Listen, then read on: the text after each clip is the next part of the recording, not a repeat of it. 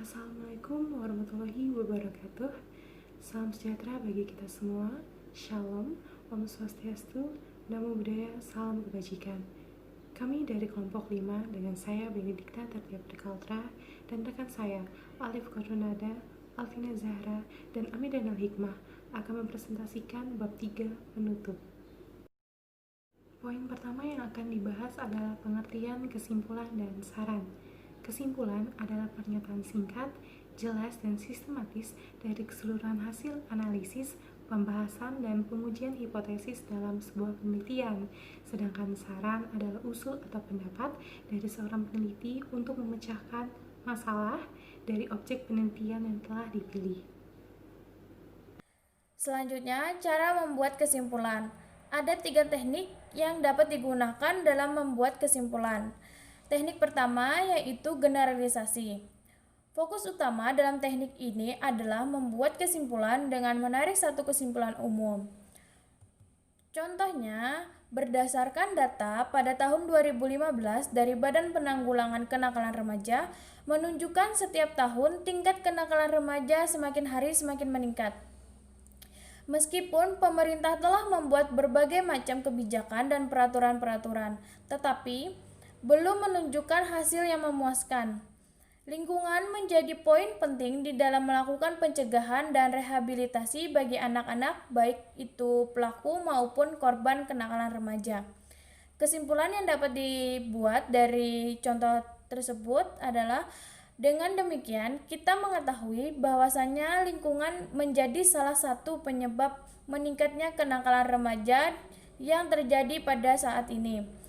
Dengan mengetahui peran orang tua, sekolah, lingkungan, dan tempat tinggal anak, dapat memberikan perubahan terkait perilaku psikis bagi sang anak.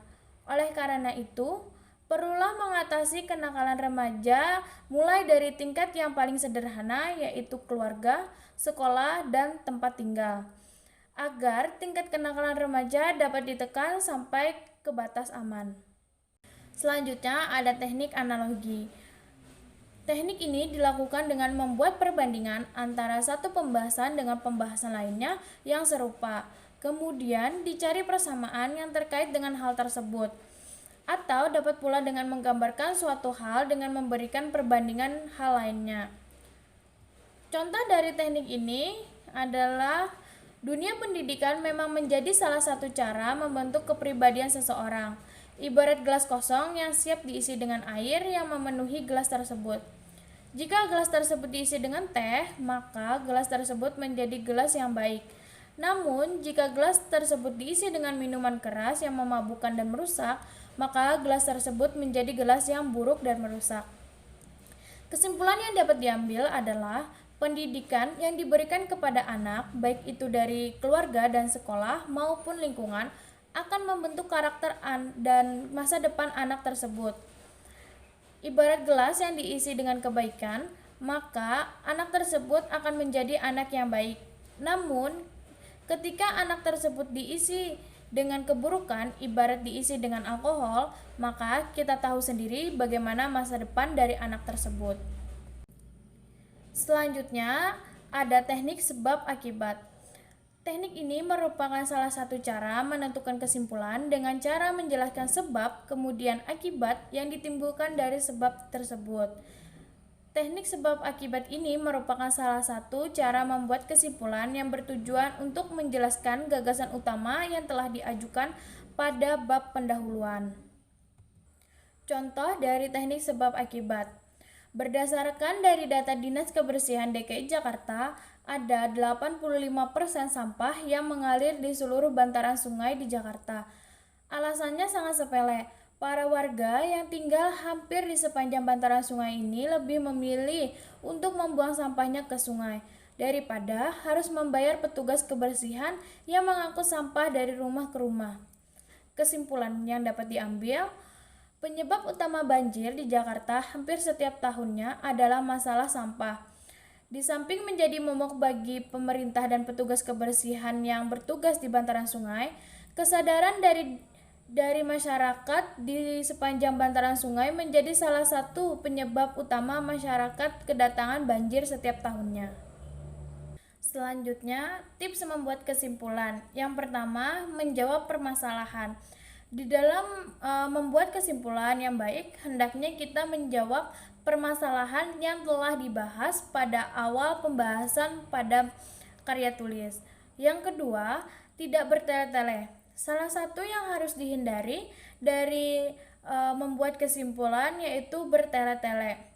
Di dalam kesimpulan hasil akhir dari perumusan masalah yang harus dijelaskan dengan singkat, padat, dan jelas. Tidak harus menggunakan kata-kata perulangan serta memberikan jawaban yang jelas terhadap hasil yang didapatkan dari penelitian yang telah dilakukan. Yang ketiga, jangan menjelaskan data. Cara membuat kesimpulan lainnya adalah dengan tidak perlu menyertakan data yang telah didapatkan karena data ini merupakan bagian dari pembahasan dari penelitian. Sedangkan kesimpulan merupakan hasil akhir dari penelitian yang didapatkan apakah sesuai dengan harapan atau perlu diadakan perbaikan.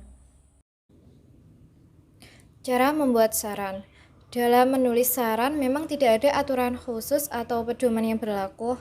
Namun dalam proses pembuatan kalimat saran yang baik dan benar, setidaknya kalian harus memperhatikan beberapa hal sebagai berikut, yaitu yang pertama, jumlah kata dan bahasa jelas. Saran yang baik dalam sebuah makalah itu memiliki jumlah kata yang tidak terlalu banyak dan juga jelas. Maksimal itu ada 200 kata. Tujuannya untuk mengimbangi isi dari subbab kesimpulan yang telah disampaikan sebelumnya. Selain itu, agar pembaca makalah tidak merasa bosan ketika membaca saran. Yang kedua, menggunakan kata harapan. Karena saran bertujuan untuk memperbaiki makalah yang telah disusun, agar pada penelitian berikutnya dapat lebih baik lagi, maka dalam subbab saran haruslah mengandung kata-kata harapan seperti oleh karena itu, alangkah baiknya, penulis berharap, diharapkan, dan lain-lain. Terakhir, memberikan rekomendasi. Dalam penulisan saran yang baik, juga harus memberikan rekomendasi ke penulisan seperti penelitian dan metode yang dipakai. Rekomendasi ini itu bertujuan untuk membuat orang lain tertarik pada objek yang sedang dibahas. Di dalam sebuah makalah atau karya tulis lainnya pun, memiliki beberapa rekomendasi untuk perbaikan karya tulis selanjutnya. Contoh saran dalam makalah. Di slide ini kalian bisa melihat contoh dari saran.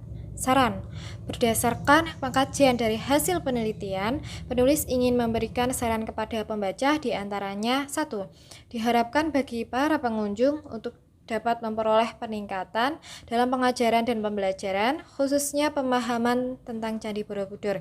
Nah, di poin pertama ini mengandung kata harapan, yaitu kata diharapkan. 2.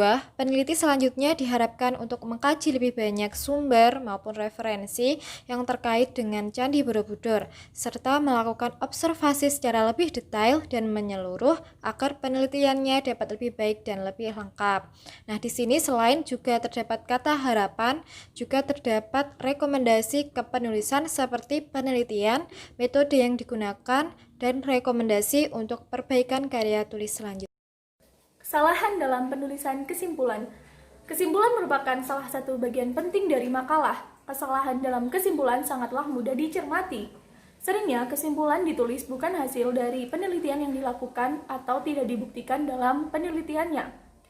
Terkadang kesimpulan sebenarnya merupakan common sense atau pengetahuan yang sudah diketahui secara umum.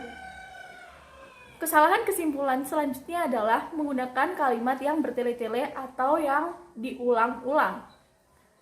Opini tanpa disertai bukti, memberikan ide baru yang tidak pernah disinggung dalam pembahasan sehingga tidak menggambarkan isi makalah. Selain itu, membeberkan fakta berupa statistik yang seharusnya ada pada bagian isi. Dan yang terakhir adalah menggunakan bahasa yang sentimental dan emosional, di mana bahasa-bahasa tersebut berisi sindiran atau kata-kata yang kurang pantas dan tidak baku. Demikian presentasi dari kelompok 5, kurang lebihnya mohon maaf. Wassalamualaikum warahmatullahi wabarakatuh dan terima kasih.